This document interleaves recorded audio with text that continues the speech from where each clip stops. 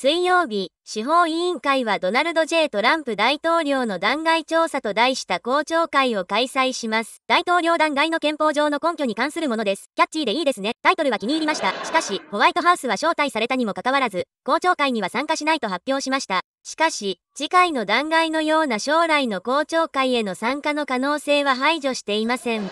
今日は多くの新事実が明らかになりました。そこで共和党は彼らに先んじて独自の報告書を発表し、大統領はツイートし、さらにリツイートして、速報です。ウクライナ大統領は、トランプ大統領はウクライナと我々の交流や電話会談に関して何も悪いことをしていないと改めて発表しました。もし極左民主党がそう言っていたとしたら彼らはそう言っていませんが、この件はもう終わりですと書きました。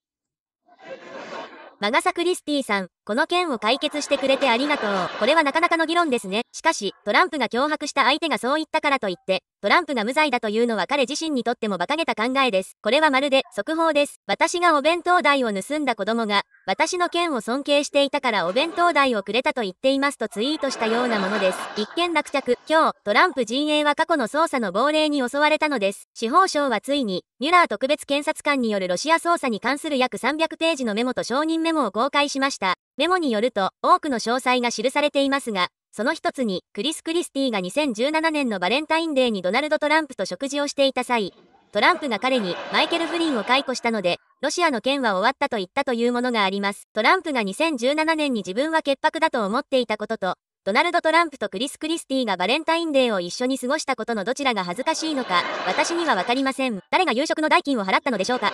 一方、下院の弾劾報告書が明日公表されます。この報告書には、共和党の報告書が証拠として認めていない内容が含まれています。例えば、大統領は現在ロンドンにいるなどです。彼は NATO サミットに出席しているが、私の持ち物すべてをかけてもいいくらいだ。ドナルド・トランプは NATO が何の略なのか全く分かっていない。なぜ誰も彼にこの質問をしないのか。トランプはこの訪問で抗議活動に直面すると予想されている。そして首相である彼の友人ボリス・ジョンソンは、来週一緒に見られたくない選挙があるため、積極的に彼を避けている。首相とアメリカ大統領の関係がこれほど不安定になったのは、映画ラブアクチュアリー以来だ。しかし、それでも、ご存知の通り、こうしたことにもかかわらず、トランプは依然として党内で非常に人気がある。新しいエコノミストユゴフの世論調査によると、共和党員の 53% がドナルド・トランプはエイブラハム・リンカーンよりも優れた大統領だと考えている。つまり、誰もドナルド・トランプがリンカーンよりも優れた大統領だと信じていないというのは、本気ではないということだ。それは、はしかがアイスクリームより優れているというようなものだ。そうではない。トランプは、エイブラハム・リンカーンのふりをしたダニエル・D・ルイスよりも優れた大統領ですらない。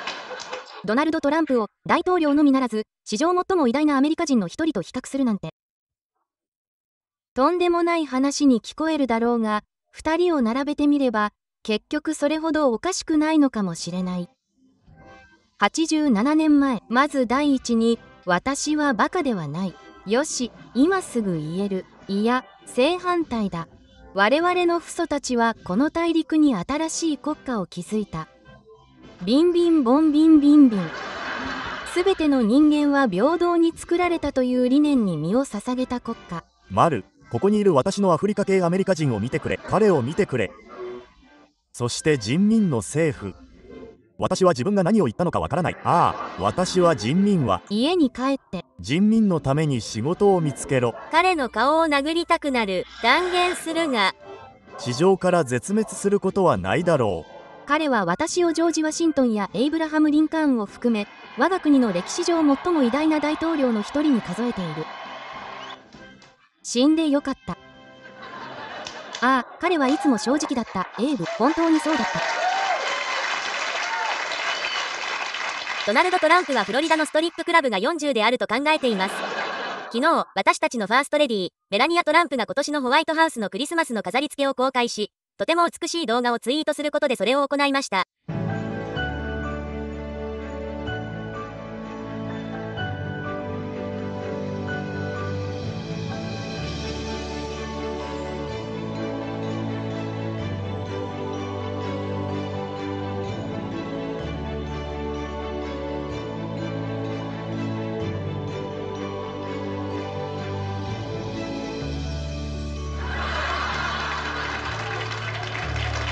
彼女は私たちに何かを伝えようとしているように感じます。ただ、それが何なのかわかりません。他に助けが必要な人は誰か知っていますか？ジョー・バイデンです。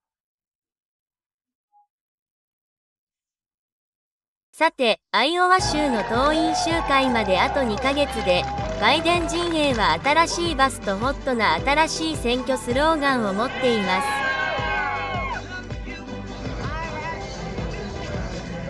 私たちは土曜日にアイオワを渡る旅行に行きます。そう、その通りです。ノーマラキーツアーがあなたの近くの高齢者センターに来ます。政治家は現実を知らないなんて誰が言ったのですか？おじいちゃんがやっているようなものです。ビリー・ブッシュにとっては良いニュースです。これは候補者とバスに関係した最も恥ずかしいことの一つです。ノーマラキーツアーはバイデンのソーシャルメディアマネージャーのアイデアでした。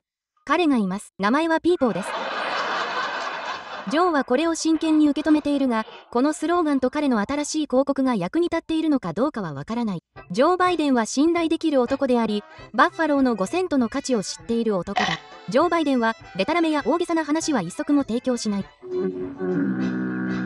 だから、ワシントンから聞こえてくる馬鹿げた話や陰険なハフにうんざりしているなら、投票所に23スカビを振りかざしていき、勇気のある父親に自分の印を残しなさい。ジョー・サスクワフはハンナ・バイデン。私はジョー・バイデンですが、混乱しています。どうしてそうなるのか分かりません。本当に分かりません。彼は、しかし、バイデン陣営へのサービスとして、今日私たち独自の非公式世論調査を実施しました。街に出て、何人かの若者に、マラキーという言葉の意味を知っている人がいないか尋ねました。マラキーとは何ですか？マラキー。とマラキー。全くわかりません。マラキーって何？変な言葉。マラキーって何？芸術と関係があるんじゃないかな。例えば？絵画とか。文章で使える？マラキーを一つください。マラキー。それは違う王国とかに関係があるのかな？冗談とかそんな感じ？今私たちがやってるようなこと？マラキーです。本当？マラキーって私が普段使う言葉じゃないんです。誰が使うの？白人がマラキーを使うと思いますよね。どんな人が使うの？ジョー・バイデンみたいな年配の白人とか。はい。もちろんです。はい。ジョー・バイデンは何歳だと思いますか？45歳だと思います。少なくとも多分46歳。わかりました。ジョー・バイデンはマラキー禁止ツアーに出発しようとしています。それがどういう意味かわかりますか？いろんなチーズを試食するツアー。なんでノーマラキーツアーって呼ばれてると思う？もし彼がどんなマラキーでも排除したいならね。マラキーって何？嘘っぱち。文章で使える？このインタビューはマラキーだった。おめでとう、君の勝ちだ。これで決まりだね。やあ、ジミー・キンメル。このホリデーシーズンは楽しい方法で恩返しをしよう。僕の新しい本、ザ・シリアス・グースを買って、僕が書いたんだ。僕の修士号のお金はすべて全国の小児病院に寄付される。あるいは、またゲーム動画を見て、子供たちを助けないでくれ。